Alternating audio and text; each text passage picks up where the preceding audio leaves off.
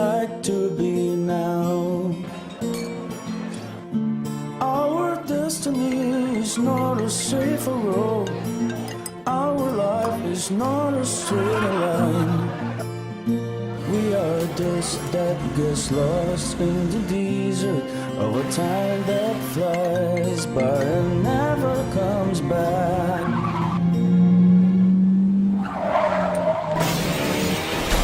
If you could change your path, where would you like to be now? Infrator ou vítima?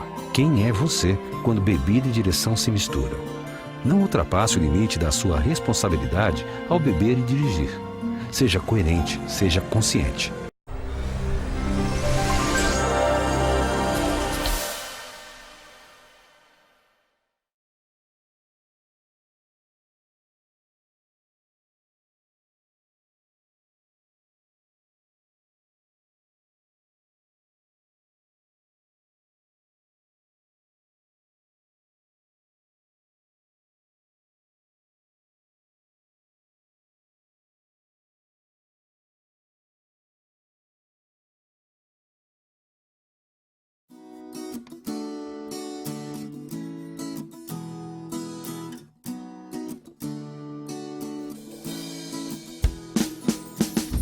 Chega mais nesse movimento que a gente leva com a gente. Vem pra roda pra conversar, que a vida é leve, se sente.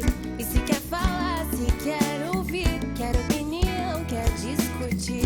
É mulher, é sol, é planeta, é o trabalho, é o papel na mesa. E se quer falar, se quer ouvir, quer opinião, quer discutir. É empoderamento, é descobrimento, é a sensação de se desdobrar. É a vida cheia, a casa cheia, o final da história. É a música, é o pé no chão, segurar na mão, é nunca ter medo de se expressar. A rotina que cansa, a menina que dança, e sobre tudo quer cantar.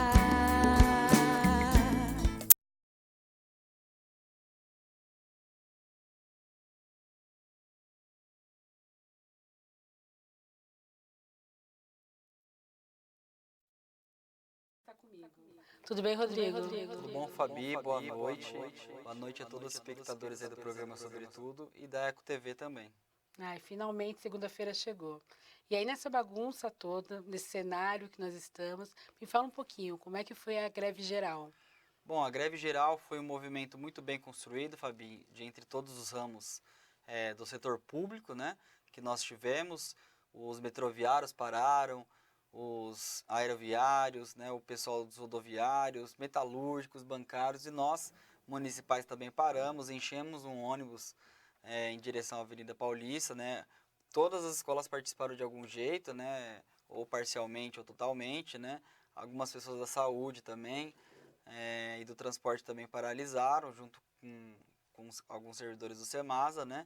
Nossa avaliação, pelo pouco tempo que a gente teve, né, de organizar, foi uma greve muito importante, marcou aquele dia, enchemos o MASP, né, e com certeza nós demos nosso recado aí ao governo, né, do Bolsonaro, ao governo Paulo Guedes, que essa reforma é uma reforma que ela é cruel com os trabalhadores, né, cruel com os aposentados, que às vezes a gente fala, sou aposentado, eu vou sair de fora. Não, aposentado que está ouvindo aí vai entrar na reforma também, porque vai desvincular o reajuste anual da inflação na atual proposta, ou seja, você não vai ter mais seu reajuste da inflação. Então é uma reforma que não representa, né, o legado de todos esses anos aí dos trabalhadores, e a gente mostrou nas ruas com muita firmeza que a gente não quer essa proposta, que a gente quer uma proposta, né, que de anos e anos a gente, de vez em quando a gente precisa fazer reforma, mas não é essa reforma, que é uma reforma voltada para o mercado financeiro, é uma reforma voltada para economizar dinheiro para banco, né, para privilegiar sempre os mesmos, né. Tanto é que os políticos também não entraram na reforma, olha que bonito, né? Então a gente lutando por uma reforma igualitária que corta privilégio, né? E os políticos também não entraram no pacote. Então é indecente, é imoral, e a gente vai continuar firme e forte lutando contra essa questão da reforma da Previdência, que vai reverberar aqui no nosso município de Santo André daqui a um tempinho, né? Daqui a 3, 4, 5 meses, se ela for aprovada. E como é que ficou as perspectivas? perspectiva sobre... Sobre a reforma. Então, sobre a reforma, a gente, a oposição, juntamente com o PT, o PSB, o PSOL, o PDT, estão formando um bloco muito importante lá na Câmara para a gente até contrapor isso, né? Nós queremos dialogar, como foi no governo da Dilma, né? As centrais sindicais se reuniram com os propositores, então sentaram trabalhadores, centrais sindicais e governo, né? Para a gente dialogar isso, porque na verdade a gente sabe que alguns ajustes precisam ser feitos, mas não dessa forma, né? Não retirando tudo que a gente construiu ao longo, desde os anos 30 aí com Getúlio Vargas, desde a nossa Constituição de 88, né? Que deu esse sistema de previdência social, para a gente jogar tudo fora. E na verdade não é nem reforma, Fabi, na verdade é o fim da aposentadoria. Você imagine eu, agora entrei com 18 anos no serviço público, né? Ter que cumprir mais 40 e com aposentadoria mínima de 65, né? E quando chegar a 65, ainda tem um cálculo que vai aumentar um pouco mais, ou seja, quase 70 anos. Então, é o fim da aposentadoria, é o fim de qualquer perspectiva aí para os servidores, para os trabalhadores, né? Para as mulheres que têm dupla jornada, é sempre importante dizer isso, que as mulheres têm dupla jornada, tripla às vezes, Isso que eu ia né? falar agora, Né? tripla também. Então, é uma reforma que não representa as mulheres do nosso país e a gente está firme, sempre vai estar firme para dizer não a esses abusos, né? E que a gente quer dialogar para que seja encontrada uma solução em conjunto com as pessoas e não de forma unilateral, como o governo quer fazer aí através do Paulo Guedes, que inclusive é um banqueiro, está muito interessado nessa reforma, evidentemente para transferir da Previdência Pública para a privada, né? Tá. E como é que ficou a questão do convênios médicos? Então, hoje a gente acabou de sair de uma reunião, né? O convênio está tendo novos problemas, e na verdade a gente teve um problema muito grande aí no começo do ano, que foi a perda de qualidade, porque nós vencemos contra o processo judicial que vinha a Greenline. A Greenline, a gente sabe o atendimento terrível que tem naquele hospital Salvá-los. A Intermédica assumiu temporariamente como contrato emergencial. E aí o juiz acabou a ação, o juiz acabou determinando aquele contrato, o segundo vencedor, a Greenline determinou a Intermédica, porém com o valor de R$ 160, que foi o valor da licitação, né? Então com esse valor perdeu-se muita qualidade, foi tirado um hospital de referência nosso, que era o Cristóvão da Gama, que segundo eles tinha muitas dívidas, que não era dessa gestão e tal. Bom, resultado, agora eles querem retirar 1% do salário dos servidores, né, que isso é um benefício, só que eles também, a cada 1% que a gente contribui, eles contribuem 2%, né? E aí, Fabi, a gente sabe que a inflação médica ela é uma inflação alta, cada vez mais está utilizando novas tecnologias, cada vez mais as pessoas estão envelhecendo e vão precisar mais do convênio. E eles colocaram nessa lei que o governo vai contribuir até 8%, ou seja, quem vai pagar a conta, né, dos próximos reajustes vai ser novamente os servidores públicos e os servidores inativos aposentados que já contribuíram a vida inteira para isso, né? Então a gente está convocando todo mundo para terça-feira na Câmara, para a gente estar fazendo uma força-tarefa lá com os vereadores, para ver se a gente muda um pouquinho esse cenário, que a gente dê uma segurada nessa pauta, converse melhor com o conselho lá do Instituto, converse melhor com o sindicato, né? Porque é uma coisa muito grave, né? Que a gente tinha um convênio excelente, né? Que era o convênio da Caixa de Pensões. De lá para cá, desde que o Grana terceirizou em 2014, se não me engano, a gente veio perdendo qualidade até o ponto de agora a gente só tem praticamente rede própria da empresa, né? Então, acho que os servidores merecem respeito, né? Nosso hospital de referência é em São Bernardo do Campo, né? Nós moramos em Santo André, nós trabalhamos em Santo André e a gente tem que ir em São Bernardo, os exames são tudo lá em São Paulo. Esses dias eu fui fazer um exame lá no Santa Cecília. Nossa, muito longe daqui. Muito longe, né? Tive que perder meio... Você vê, acaba prejudicando até a produtividade aí dos servidores, né? Então a gente quer um convênio de melhor qualidade, como promessa do prefeito na campanha que ele ia dar melhor qualidade. Pelo contrário, né? Tá colocando até uma lei aí que vai prejudicar os servidores e não vai prejudicar só nesses 2 anos, vai prejudicar de eterno. Então a gente pede para os vereadores, nós pedimos aí para os conselheiros, né? E pedimos para os servidores também estarem acompanhando, porque até é uma questão muito crucial, que a gente fala em salário, a gente briga e tal, dá para esperar. Agora a saúde é uma coisa que Realmente não dá. infelizmente não dá para esperar. Então a gente pede para a Câmara aí fazer uma análise aí e que não vote mais essa pauta contra os servidores públicos. Assim seja, né? E me fala um pouquinho da Semasa, como é que tá as novidades? Então, a Semasa, não sei se vocês ficaram sabendo, houve uma votação totalmente atípica do que aconteceu nos últimos anos, né? Os servidores do Semasa que estão assistindo, meus bravos amigos do Semasa Corajosa, um abraço para todos eles. Estivemos na Câmara, Fabi. Felizmente, a administração mandou um exército, né? Eu nunca tinha visto isso na minha vida, mandou um exército de comissionado, Eu assisti. né? Em pleno horário de serviço, né? Para estar apoiando o projeto do governo. Bom, até aí seria tudo legal se fosse fora do horário de serviço, por aí já estava ilegal. Aí, Fabi, eu não consegui ver porque a Câmara, como estava lotado, né? Eu não estava em todos os momentos, mas em algum momento saiu várias confusões, saí de um lado esquerdo, saí do lado direito, saí do meio, mas em um dado momento tinha um comissionado que começou a provocar, né? Isso. Que eu consegui ver no dia, não foi filmagem, eu consegui ver no dia porque eu estava lá. Essa senhora, toda solidariedade, porque a gente não é a favor de agressão física a ninguém, né? Porém, fez várias provocações lá, o pessoal relatou que ela fez variadas provocações, né? E é claro, quando você está num ambiente tão conturbado como esse, Fabi, e tá tratando do emprego das pessoas, poxa, você vai entrar num hall que está discutindo o emprego, a vida de cada pai e mãe ali, que estão com seu pão ali de cada dia, e você vai querer ainda fazer alguma coisa, a mesma coisa que eu entrar, eu sou palmeirense, entro na torcida do Corinthians, mas vocês são isso, vocês são aquilo, Demais, né? É claro que vai haver um conflito, é claro que vai haver, né? Reiterando, sou contra a violência, qualquer tipo de violência, mas infelizmente é que nem aquele velho ditado, né? Quem colhe vento, semeia tempestade, né? Então, foi uma coisa que não deveria ter acontecido, deveria ter deixado só os servidores do Semasa estarem ali, que é o legítimo direito, né? Não mandar comissionado, aliás, isso daí dá até improbidade administrativa, né? Que é muito grave o fato, falaram que vão apurar depois, enfim, até o caso de violência, enfim, tudo que ocorreu naquela sessão.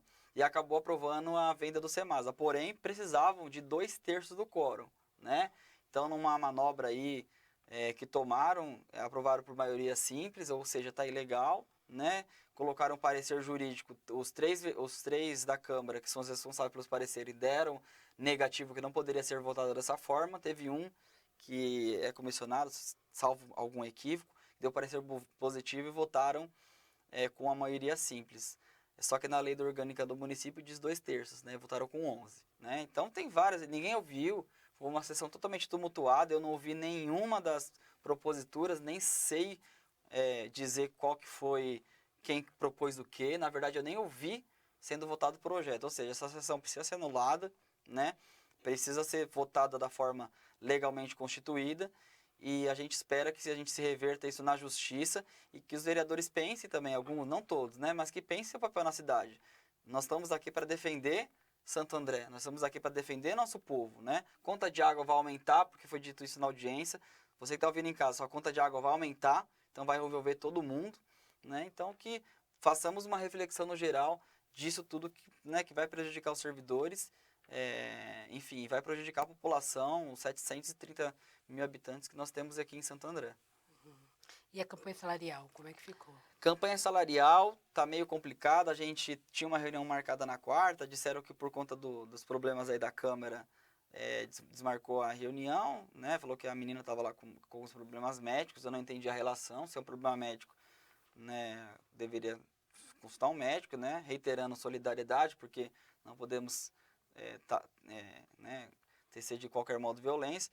Porém, desmarcar a reunião. Hoje o Durval, nosso representante legal, tentou marcar de novo, não obteve resposta. A gente espera que a administração trate com carinho os servidores, que recebam os servidores, porque são mais de 14 mil, né? Mais os aposentados e famílias que estão esperando isso daí. Então a gente solicita que negociem com a gente. Por enquanto está a mesma proposta, 2,25 relativa a maio, 2,25 em fevereiro de 2020 e um abono de 25% não incorporado. Então a gente não aprovou essa proposta em assembleia, a gente espera que melhore isso para a gente poder dialogar melhor com os servidores. Ah, perfeito. Gente, o Rodrigo está aqui conosco toda segunda-feira, no quadro Momento Sincero, falando o que acontece aqui em Santo André, falando um pouquinho do que acontece dentro do sindicato. Rodrigo, eu agradeço a presença. Quero que você deixe as mídias, os telefones, contatos.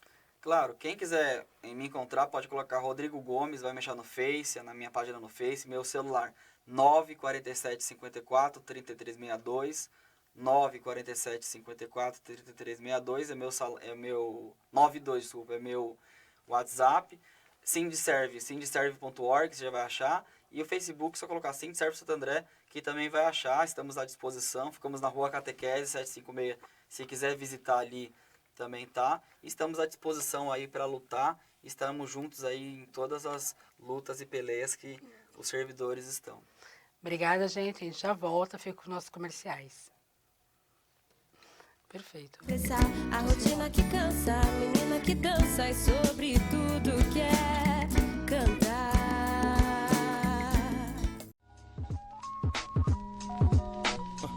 Yo, yo, yo, yo, yo, yo, yo, yo, check. Look. Tickety check it, brought the soul back to the home team. Motown, I can't just see my team is supreme. Diana, welcome to the solar system of the forces. You running in a circle, we just chewing on your orbit. Forfeit, forget over. Heimlich maneuver. Me and my niggas will make the cut like we you. How you boost a future brighter than whatever you could imagine. Imagine the forces with you, running the red like arachnids. Tarantula, say legged, gargantuous animal, cause the maximum damage with my tongue and an animal. While we be focused on our salary lettuce and bring the croutons, I'm trying to have a dollar bill salad right on Obama's lawn. Let you be the pawn with my niggas playing hooky while my paper double triple like LeBron as a rookie. I'm feeling better than the veterans. I use the booth as my pulpit. I'm a reverend. On the road where you can find us, not gassed up. The shit is $4, so we avoid pumps. We serving rappers like they ordered it. Till we post on blogs, post up and loitering. The story ends, Wells begins, and I flip the page. In the park shooting jumpers while others was flipping yay. No Cartiers, couple of J's and reading comics. Couldn't label me a nerd with slam bitches in the closet. Awesome.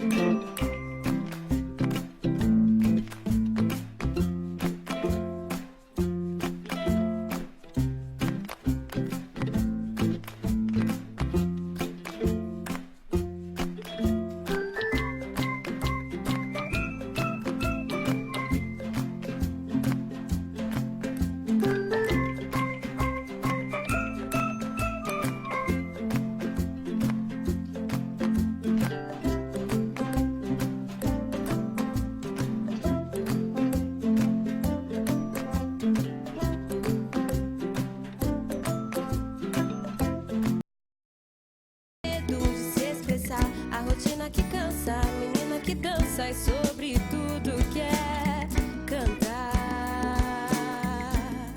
Propaganda do MEC com mão branca com diploma é acusada de racismo. Imagem compartilhada no Twitter gerou de protestos a piadas.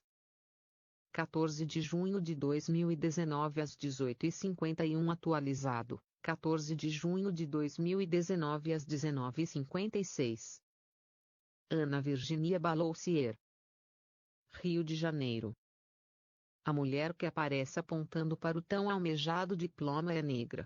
Já a mão que segura o canudo, branca. Número ProUni 2019 e as inscrições vão até 14 de junho. Saiba mais em https://opec3cnicompic.twitter.com/geekpinteas. Ministério da Educação @MEC_comunicacam, June 13, 2019. A propaganda compartilhada nesta quinta, 13, em redes sociais do Ministério da Educação vem gerando balbúrdia. O anúncio, que divulga o último dia de inscrições para concorrer a bolsas que dão 50% ou 100% para cursos de uma instituição privada, foi acusado de racismo na internet, por retratar um aluno que entra na faculdade negro e sai branco quando diplomado auge dessa primeira etapa universitária, portanto. O perfil da pasta no Instagram vai além. Mostra um vídeo com a mesma imagem, mas com uma evolução, sobre o rosto da jovem negra com penteado afro se sobrepõe o de uma branca com cabelos lisos. 3 reações no Twitter ganharam destaque na enxurrada de respostas críticas à peça publicitária. Uma delas diz: ganhe um diploma e troque a cor da pele. A outra: opa, make racista, tá tendo. Há ainda uma montagem em que a mão com o canudo está com o dedo do meio em riste. Ganhe um diploma e troque de cor de pele. Lucas de Belmonte @Lucas de Belmonte, Juni 14, 2019. O estranhamento se segue no Instagram. Por lá, uma conta replicou no post: não entendi. A gente entra preta e sai branca da faculdade? Oi? Outra logo abaixo comentou: propaganda racista do governo federal choca 0 pessoas. Questionado pela Folha, o MEC afirmou por meio de sua assessoria que a campanha tem por finalidade informar aos estudantes, que realizaram a prova do Enem, que eles terão a oportunidade de utilizar a nota do exame para ingressar em universidades públicas e particulares por meio do SISU, ProUni e FIES.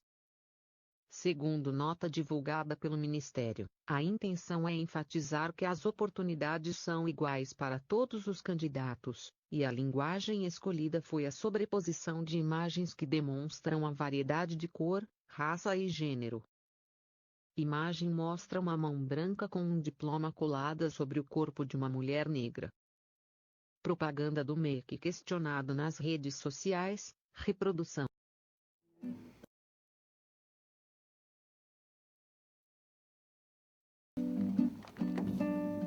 Fica à vontade, né? É sua.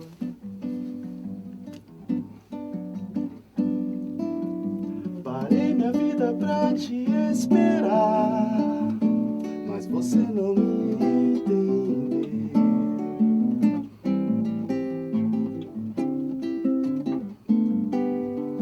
Você se foi, partiu sem explicar, machucando meu coração.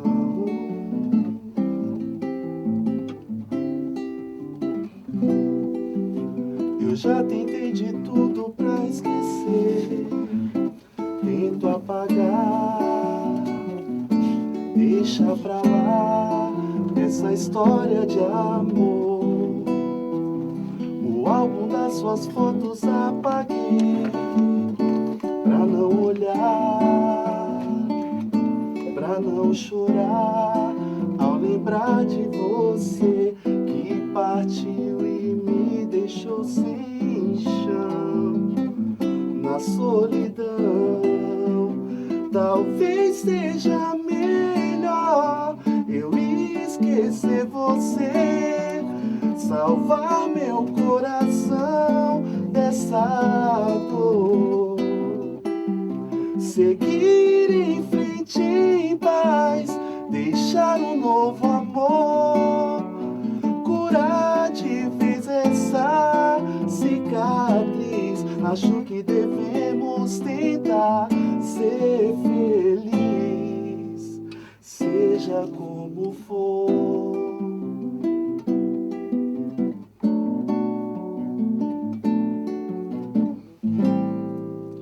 Quero agradecer Seja a presença. como for. Quero agradecer a presença de todos. Esse que tocou agora conosco é o André de Brito. Vou começar com ele. André, se apresenta para o pessoal. Boa noite, pessoal, tudo bem? Meu nome, né, de batismo, André Alves de Brito. Pseudônimo Dé de Brito. Estou começando uma carreira nova agora, um novo rumo a seguir na vida, né? Agora cantando sozinho. Sozinho não, que eu nunca canto só, né? Eu canto com Deus, graças a Deus. Então é isso. Espero que vocês gostem das minhas canções e do tema que será abordado aqui essa noite, né? Perfeito. Do lado do André, Elenir Fagundes, tudo bom, Elenir? Se Olá, apresenta. tudo bem? Boa noite, pessoal. É uma alegria estar aqui, Fabiana. Imagina. Obrigada, né, por estar falando de um tema tão importante, da questão da educação e especificamente do racismo na escola, né? E eu tenho 35 anos na área da educação e fiz uma pesquisa muito importante sobre a questão do racismo na escola, a visão dos gestores escolares sobre como é que eles se constituem, né, as relações raciais no ambiente escolar. E tem muita novidade, né? A pesquisa trouxe muitas informações e estamos aqui para socializar essas informações. Perfeito. Do lado da Eleni, nós temos a Ana Cláudia. Tudo bem, Ana? Seja Boa bem-vinda. noite, Fabi. Boa noite a todos. Boa noite a todos. Ana Cláudia Pereira, fundadora da Afra, atualmente empreendedora, mas nem sempre foi assim. Sou professora de formação, pedagoga, atuante como professora ainda, mas que estou me aventurando na área do empreendedorismo com as bolsas, os cadernos da Afra, acessório essencial. Já vou mostrar, calma, tem muita coisa bonita aqui. Exatamente. Daqui a pouquinho a gente fala um pouquinho mais da Afra, né, Fabi? Perfeito. E aqui do lado do meu lado, o Rodrigo Gomes, que você já conhece. Ele faz o quadro Momento Sim de Service, porém ele também é educador. Se apresenta, Rodrigo. Bom, prazer estar aqui. A Fabi me convidou sempre com a pauta aí do sindicato, né? Mas antes de mais nada, nós somos educadores, somos professores, né? Trabalho aí como educador na rede há mais de 10 anos, né?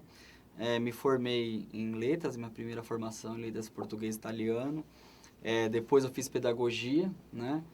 E estou aqui na nossa rede municipal aqui de Santo André, com muito orgulho, né? Também fiz pós-graduação em educação no campo, né? Que é uma área que me interessa bastante, educação popular, né? E estamos aí, né? À disposição de luta, mas também para trazer um pouquinho do nosso conhecimento, nossa experiência aí para partilhar com as pessoas. Perfeito.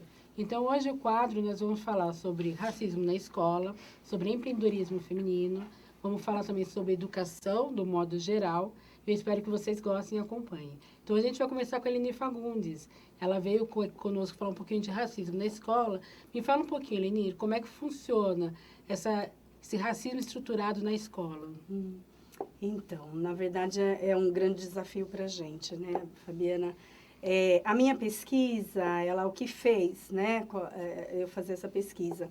Eu trabalhei na Secretaria de Educação de São Bernardo do Campo, trabalhei como gestora lá, e muitos familiares, muitas mães iam lá na secretaria reclamar, dizer que a criança foi xingada na escola, né, cabelo duro, preto feio e assim por diante, nomes, mas que a escola, ela não sentia, entendeu, tranquila com as conversas na escola. Então, ela dizia, a gente vai lá, reclama na escola e não acontece nada. E aí eu fiquei começando a pensar, como eu também sou diretora de escola, né, estava como diretora de escola, e eu falei, mas qual é a postura dessa equipe gestora quanto às relações raciais na escola? E aí isso me levou, aí eu fui fazer o mestrado justamente para pesquisar essa questão. E aí a gente percebeu N situações, né, na escola, a partir da fala dessa equipe gestora. Então, nós pesquisamos equipes gestoras e a partir das falas delas, a gente identificou ainda um silêncio muito grande da escola em relação ao racismo. Ana, você como educadora também, como é que você vê esse silêncio? Esse silêncio na escola, ele vem de forma muito cruel. A criança, ela sente, porém, ela não exterioriza de imediato. Os pais, eles sentem, porém, eles muitas vezes eles ignoram ou tentam exteriorizar, mas não são ouvidos na escola. Porque, né, enfim, os gestores não estão preparados, os professores, às vezes, né, não se sentem preparados também para acolher aquela dor dos pais ou das crianças e acabam silenciando, né, somente falando, não, é uma situação corriqueira, isso acontece, é normal, né, a gente tira muitas vezes como bullying, né, e não é um simples bullying, né, o racismo dói, o racismo ele é uma situação que ele fere e deixa marcas para a vida inteira. Né? Eu também, assim como a Eleni, eu também me especializei, né, na área do racismo dentro da sala de aula. Eu pós-graduei em filosofia para o ensino médio pela Unifesp. O ano passado eu concluí minha filosofia e o meu TCC eu abordei exatamente isso. Como abarcar na filosofia a questão do étnico, a questão da africanidade dentro dos conceitos de filosofia. Exatamente por quê? Porque a gente vê muito a questão do eurocêntrico na escola. Ainda permanece muito as questões da branquitude, né? O E os padrões, o currículo currículo, eurocêntrico. exatamente, A o gente currículo precisa ainda é muito dizer. eurocêntrico. Então, a gente precisa trazer os outros, né? As outras questões. O Brasil, ele é constituído de 3 povos base, né? Fora os imigrantes. E por que, então, somente um é tratado com tanto, né? Tanta ênfase por tanto tempo? Por que o currículo é tão ainda, né? Tão filtrado, tão branco, né? E a gente precisa trazer essas questões à tona e abordar essa diversidade que o Brasil tem para que a gente consiga vencer essas barreiras, principalmente do racismo estrutural. Rodrigo, no seu caso, como educador também, como é que você vê o racismo estrutural e como é que você lida nesse momento com esse silêncio se você tem alguma posição sobre isso? Claro, eu não sou especialista na verdade, eu estudei bastante literatura africana, né? Estudei literatura infantil também na minha universidade, na Universidade de São Paulo. O que eu posso dizer é o seguinte, eu vou falar mais pelo meu lado prático do que pelo lado teórico, né? Até porque eu não sou especialista na área, então, né, fica meio complicado achar. Mas, assim, o que a gente sempre tentava preconizar, porque, assim, há um que nem ela falou, desculpa o seu nome, Ana Cláudia. Há um eurocentrismo muito forte, muito arraigado em todas as brincadeiras, as literaturas, o modo de pensar, as festas, né? Então, enfim, é muito arraigado isso. Então, o que eu e as nossas companheiras de sala procuravam fazer? A gente pegava lendas africanas, trazíamos, né? Literatura africana que tem, assim, literatura fina de Angola, literatura fina de Moçambique, maravilhosas, de Cabo Verde, que foram as que eu tive oportunidade de conhecer, nas outras eu não tive oportunidade ainda de conhecer. A gente trabalhava também bastante com a confecção de bonecas negras também, de bonecas, não só negras, índios, porque a gente tem hoje tem muito aluno bolivianos, peruanos, eles estão muito estigmatizados na escola também, né? Assim como os haitianos negros, né? São estigmatizados. Então a gente procurava passar para a criança, porque a gente sempre pensa assim, ninguém nasce racista, né? A gente não nasce com aquele preconceito, isso aí ele é construído socialmente, né? Então pelo menos a gente fazia a nossa parte de tentar minimizar essa questão, trazer novas culturas, né? Parar com esse negócio, São Cosme e Damião, né? Já surgiu quando tinha uma turminha, falar, meu pai falou que é coisa do diabo. Eu falei, não é coisa do diabo, é coisa de uma outra filosofia, de uma outra religião, né? Aí, então, a gente procurava, assim, esclarecer, elucidar, porque também a faixa etária que a gente trabalhava não dava muito para tratar, né? Mas a gente fazia o máximo de esforço para que viesse essa pluralidade, né? Que a escola, pelo menos a escola pública, né? Tem esse papel, né? De trazer a pluralidade de cultura e de ideia para a gente poder combater e formar cidadãos ali que também combatam o racismo estrutural, né? André, você como pai de meninas, né, e sobrinhos eternos, queria saber, como pai, né, não como educador no caso, como é que é a sua posição quanto ao silêncio? Pois é. Eu tenho uma enteada hoje, que chama Júlia, né, que é como uma filha também. Eu até brinco com a mãe dela, falo, gente, na escola dela só tem 2 crianças negras. Pelo amor de Deus, onde esse mundo vai parar? E tipo assim, às vezes ela acha chato até de eu comentar sobre isso aí, mas, cara, não é chato. Porque moramos num prédio onde família negra que eu conheço só tem nossa. Às vezes tem gente que esbarra com a gente no elevador assim, né? Tem aquele impacto, né? Tipo, o que você está fazendo nesse elevador aqui, né? Você tem que estar no outro. Óbvio que não falam, né? Sim. Mas o olhar fala, né? E, poxa, eu fiz 36 anos. Tem a minha filha mais nova, a Ana Beatriz. A Ana Beatriz sofreu muito isso aí também. Porque ela já puxa um pouquinho para minha cor, assim, um pouquinho mais claro. Já a Duda já é clarinha. Só que existem vários tipos de racismo na escola, né? Vários. Elas sofriam muito por ser gordinhas.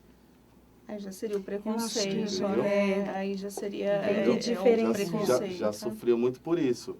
E a Acho que Beatriz, precisou diferenciar. e a Beatriz já pela cor mesmo.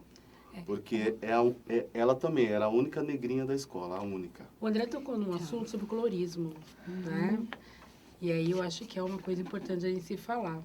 Leni, Então, eu acho que duas coisas, né, André? Uma coisa é a questão do preconceito. Né? Racismo é aquele olhar de superioridade. Uma raça superior à outra. E aí que nós viemos, que foi se constituindo, por isso que ele é estrutural, né? Foi se estruturando na sociedade brasileira. Então, o tempo todo, desde a época da escravidão, né? Da escravização, né? De seres humanos, que a gente vem ouvindo que existe uma raça superior e uma inferior. E isso, o que dificultou muito é porque foi provado pela ciência. Né? Existiam várias teses na época, mas a tese que mais agradou os escravocratas da época era fazer uma grande propaganda que o branco, né, era superior. Essa tese, que a gente chama de eugenia, ela também foi trabalhada na Europa e veio o Holocausto. Né? Porque Hitler, lá na Alemanha, também matou milhões de pessoas, né? Com essa tese de superioridade. Aqui, o que diferencia aqui no Brasil é que a gente, quando é uma coisa muito interessante, quando a gente fala de Holocausto, todo mundo se comove. Né? Milhões de pessoas mortas, né? Milhões de judeus mortos. Mas quando a gente fala de racismo, de escravização de pessoas que também foram mortos, que trabalharam séculos, né? Séculos a troco de um prato de comida e só, ninguém se comove. Ou poucas pessoas, ou assim, a luta do movimento negro que está fazendo com que a gente discute para as pessoas também se comover. Então, por que essa diferença? Então, existe uma naturalização do racismo na nossa sociedade, que acha que foi normal. E isso nós aprendemos onde? Na escola. A escola é a instituição que nos ensina a história. Por isso que nós temos hoje, né, o que a Ana falou, desse currículo, que é um currículo europeizado, né? Só conta histórias, né, da Europa. Os pensadores negros acabam... Os pensadores negros, né? Não se fala dos pensadores negros, não se fala da história de onde viemos. Né? Como diz, né? Nossos amigos dizem, né? Olha, meu avô, meu bisavô era lá da Europa, veio no navio tal, e aí chegou aqui, e assim por diante. Nós não sabemos dos nossos ancestrais. Então, essa é uma dificuldade muito grande. E aí, ele se estrutura porque isso é intencional. Então, o racismo, a sociedade capitalista, ela precisa do racismo. E é isso que a gente tem que cuidar. Porque é interessante que alguém se ache superior e o outro inferior. Porque aí eu pago salário menor. Porque aí para ele serve qualquer coisa. E foi isso. Então, após a abolição da escravatura, pensou-se, né, o que fazer com essa população negra. E a eugenia, como superioridade, ela trabalhava a questão, olha, se for um país de negros, esse país não vai para frente. E aí o tempo todo, e nós temos assim, leis que foram para prejudicar a população brasileira. Então, assim, levando em consideração o que você falou, Eleni, a Ana pode até opinar a respeito, você falou sobre superioridade, inferioridade, né? E aí você acabou entrando numa questão que vai um pouquinho para o gênero também, porque nós sofremos duas vezes. Uma por ser negras, outra por ser mulher. Exatamente. Então, estamos sendo inferiorizadas cada vez mais. Como é que você vê isso, Ana? Dentro da pirâmide, nós somos, né, a base da base da base, em termos da estrutura, né? Nós somos literalmente a base, porque nós somos o pilar, né? A mulher negra, se a gente para pensar em termos de estrutura familiar, né? Desde a época da colonização, desde a época da história de Mãe África, né? A mulher negra, ela tem todo um poder na estrutura familiar, na estrutura da construção, né? Da cultura, da passagem, né? Das culturas africanas, enfim. Mas nós também não temos a valorização devida quando nós trazemos para a diáspora. Então, a mulher brasileira, a mulher negra brasileira, ela tem os menores salários, ela tem o menor reconhecimento, ela tem a menor posição social. Claro, o que eu percebo, né, o jogo está virando, né? Quando nós vamos hoje em dia para formações, a maior parte são mulheres, né? Entre os negros, a maior parte são as mulheres negras. Os homens negros, eles estão meio que caminhando a passos um pouco mais lentos do que as mulheres negras na corrida para ascensão. Então, assim, quero acreditar que em pouco tempo, né, esse jogo vire, mas no momento a gente ainda está... Tem muita luta. A gente ainda está na luta, a gente ainda está nesse processo, né? E é complicado. Mas estamos aqui, ó. Estamos aqui. Estamos aqui em três mulheres negras poderosas E tentando falar que fazer nós essa estamos, mudança. né, nessa corrida de ascensão, a última matéria que eu fiz foi sobre cenário musical. A gente falou sobre a Elza, aquela música No Fim do Mundo. Né? Me deixe gritar, me deixe cantar até o final. E aí, numa reportagem que ela fez em 2018, me desculpe, eu não vou lembrar a fonte, e aí ela disse que na época ela via de rádio era, né? Então assim, ela gritava e ninguém ouvia. Hoje não, a gente grita, e as outras respondem, né? Sim. Tem a representatividade nessa história. E nós não estamos mais avançados por conta dessa dificuldade. Porque desde a escravização, do momento de escravização, nós tivemos grandes lutas, né? Os negros que fugiam, os negros que se organizavam em quilombos, os negros sempre resistiram. Então, é passado na nossa escola que o negro se conformou, que o índio, né, não aceitou e o negro foi conformado. Então, é uma mentira muito grande. E a gente precisa construir novas formas, construir um novo currículo para que a gente possa contar as verdades, né? As verdades que vai fazer bem para a criança negra e para a criança branca. Porque quando a gente fala, né, de desconstruir um currículo europeizado, a gente não está falando para tirar a história da Europa. Mas nós contar não nossa estamos história falando, também. mas contar outra história também. Perfeito. E isso amplia o capital cultural de todas as crianças. É tanto a criança branca quanto a criança negra. Eu precisei chegar após a minha formação inicial, após o 2º grau, né, após o ensino médio, foi onde eu fui buscar o conhecimento, na verdade, após a faculdade. Então. Foi onde eu fui buscar um conhecimento além, porque eu descobri que tudo aquilo que eu havia aprendido lá na minha escola, lá na minha 1ª série, na minha 2ª série, sobre a Princesa Isabel, sobre o processo da escravização, que até o momento falavam de escravidão, né? Tudo isso, na verdade, não era verdade. Me falaram tantas mentiras, tantas coisas que, na verdade, se tivessem sido contadas da forma correta quando eu era criança, o meu empoderamento teria sido outro. A minha visão como pessoa, como uma criança negra, teria sido outra. E, consequentemente, a minha visão como uma mulher negra, como uma pessoa negra adulta, teria sido outra. E é isso que eu tento fazer com os meus filhos hoje em dia.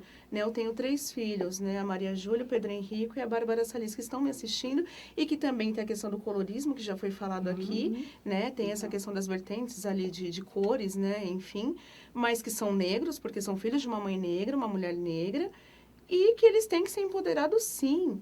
E que eles estão conhecendo uma história diferente. E que eles estão crescendo com uma visão diferente do que é ser negro. E que eles se colocam diferentes na escola. Eu compartilho que você tem 2, né? O Pedro Henrique e o João Paulo. Fazemos parte do mesmo grupo, Mães Negras, inclusive. Né? Uma vez ele chegou pra mim e falou assim, mãe, se eu fosse branco, eu teria mais amigos? Então. Né? Então, uma vez a gente foi na peça da Taiô, lá no espaço do Itaú. E aí, o João Paulo tem o black, né? Tem o cabelo mais crespo, o Pedro já não. E na hora que tá Black Power, o Pedro sentou e ficou triste lá, empurradinho. Todo mundo, né? Filho, o que foi? Mãe, eu acho que eu não sou negro. Aí eu falei assim, opa, como assim? O meu cabelo não é black. Falei, então, filho, o negro se define pelo cabelo. Porque tem um careca ali, outro com trans, outro com... Né? Eu fui explicar direitinho. Zé, toca um pouquinho de música pra gente. Vamos. Eu tô mostrando um pouquinho das minhas canções, né? Do meu trabalho novo, que eu tô lançando agora. Comecei o ano passado a gravar ele de passinho em passinho. Tive que trilhar outro caminho, mas voltei para minha realidade. É tão bom a gente ser nós mesmos, né? E a gente chega nesse ponto de, falando sobre isso, né? Sobre a gente estar sofrendo. Quem nunca sofreu na escola? Eu sempre fui um negro de cabelo liso, cara. E cabelão. Se invejava as pessoas na escola. Tinha gente que eu passava, fazia questão de puxar meu boné para falar, eu quero seu cabelo para mim. Mas eu olhava assim mesmo no olho falando. Eu falava, gente, vou ficar careca. Toca pra gente. Bom, o nome dessa canção aqui é Caminho da Paz, tá, gente? Você prometeu que ia dar um tempo pra nós dois. Quebrou a promessa se envolvendo com outro alguém. Porque mentiu pra mim, iludindo um coração que nunca quis o fim do nosso amor. Que eu lutei com toda a força para se concretizar. Para de mentir com esse papo que não tem ninguém. Jogue com a verdade, pois isso vai nos fazer tão bem. Você já escolheu o seu caminho, agora siga ele em paz. Só peço que não volte atrás, pois Deus sabe o que faz. E eu tô pedindo pra você seguir a sua direção. E eu tô cansado de ferir meu coração, que tá pedindo tréguas pra dor. Quer encontrar um novo amor. Que Deus coloque em meu caminho alguém que cure a dor. Tá pedindo trégua pra dor, pedindo paz. E aí, falando um pouquinho de trégua, eu queria que a Ana falasse um pouquinho como é que ela entrou na parte do empreendedorismo, né? Como mulher negra. Depois ela falou que ela foi buscar, foi crescendo, se empoderou, né? E como é que você começou a empreender, Ana? Eu me dei uma trégua. Mas literalmente isso, né? Eu me dei uma trégua, Fabi, eu me dei uma trégua porque eu adoeci em sala de aula, infelizmente. Eu sou professora formada, eu me formei em 2003 no magistério, comecei a lecionar a partir daí, me formei em pedagogia em 2013 e, enfim, quando foi em 2016 eu adoeci, tive uma depressão, né, devido a todo esse processo de estresse, as cobranças do dia a dia, da rotina pedagógica. O ano passado eu resolvi retomar esse meu dom de vendas, porque mesmo trabalhando como professora, eu revendi alguns produtos, né? Eu sempre tive esse dom de negociação que veio lá já da minha família, dos meus pais, que também como servidores públicos sempre deram um jeito de manter a família ali também com, né, com um extra nas vendas. Então eu tinha esse dom aí de revender e vender algumas coisas e eu fazia isso. E quando eu me vi adoecida, eu vi que eu tinha um tempo a mais para me dedicar a alguma coisa que eu gostasse de fazer. Aproveitei, então, quando foi em 2018, que foi o ano passado, onde eu tive um tempo a mais em casa.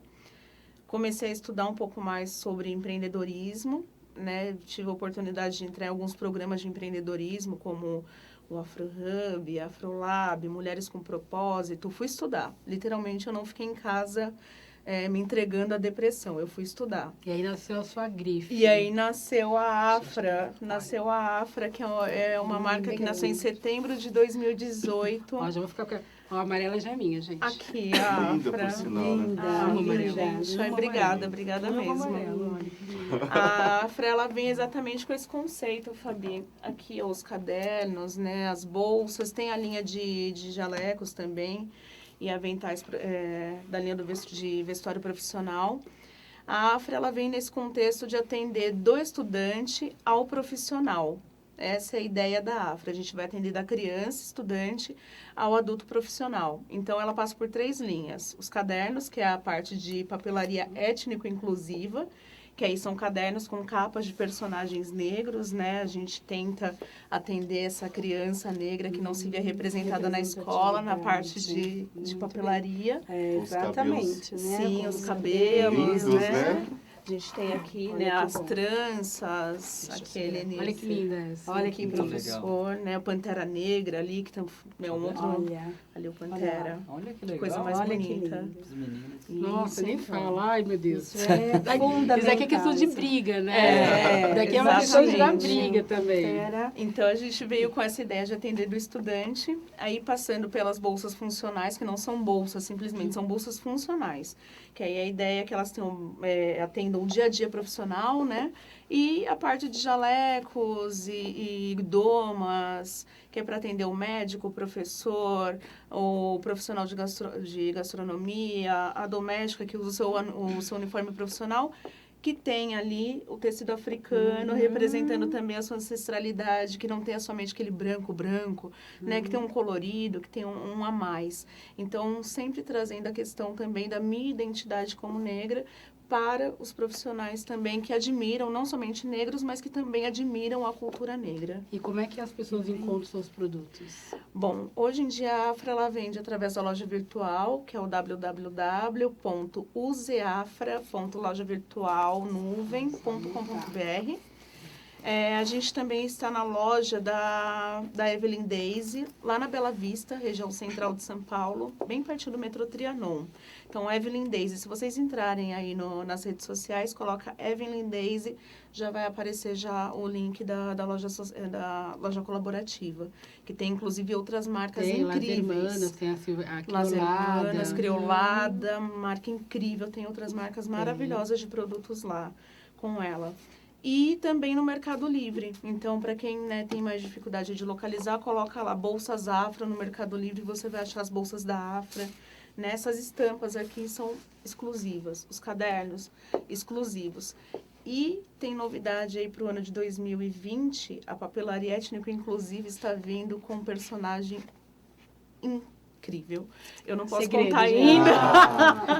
Eu já uma parte, quase que eu soltei, mas quase. Eu vou falar, gente. Não vou falar. Sou eu. Eu ia falar que eu não incrível, eu falei, aguentei. qual que vai ser, né? É que eu não aguentei, Ainda é uma né? Sou eu. parceria que está saindo aí, é uma parceria incrível, vocês vão amar, papais e mamães, vocês vão ficar encantados. Mas Papelaria 2020, além desse personagem incrível que está vindo, tem também a parceria com as artistas negras, a gente está vindo com 5 ilustradoras negras, mulheres, mães, a maioria delas mães, que vão produzir as capas dos cadernos. Olha, então vai ser da gente pra gente, tá bom? Então, Eleni, fala um oi. pouquinho das suas mídias, como é que a pessoa chama que você fez palestra? Então, eu faço parte do grupo de mulheres Educafro. Afro. Então, é assim, com muito orgulho que a gente inicia um trabalho bacana agora e as mulheres estão, assim, todas animadas para a gente entrar em várias frentes, né? E a educação é uma das frentes. Nós tivemos já 2 encontros, o último encontro foi com a minha palestra na Educafro, e aí eu já tenho outros encontros, amanhã estarei na Metodista, falando lá para mestrandos e doutorandos. E como é que o pessoal te acha? E como me acha é no Face, Eleni Fagundes, e eu preciso... Ainda acho que eu tenho problema. Gente, Essas mídias são tão importantes, né? Não, Agora com que eu tô certeza. vendo, nossa! gente, São eu quero tão agradecer importantes, a né? presença. Elas voltam, calma, elas voltam em outra oportunidade. Quero educar a Afra aqui presente, quero conversar mais sobre literatura. E queria que o André encerrasse nosso programa de hoje com mais uma música. Coisa linda. Obrigada, André. Obrigada, Rodrigo, por ter ficado aqui conosco. Eu tô elegante com essas mulheres lindas aqui, com o Rodrigão. O Rodrigão tá miscigenando aqui a parada. Né?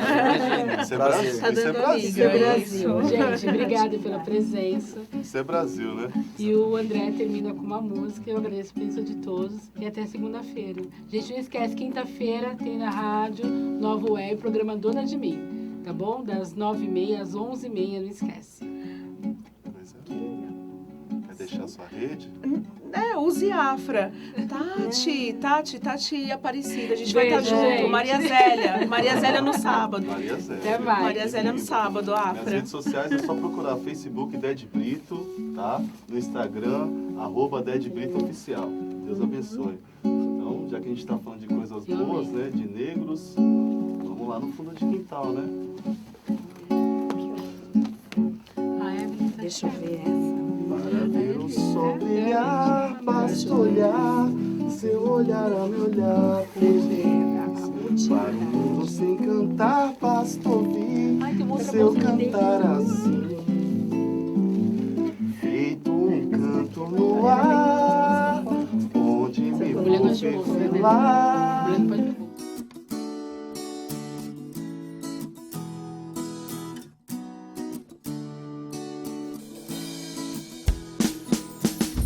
Chega mais nesse movimento que a gente leva com a gente. Vem pra roda pra conversar, que a vida é leve, se sente. E se quer falar, se quer ouvir, quer opinião, quer discutir. É mulher, é sol, é planeta, é o trabalho, é o papel na mesa.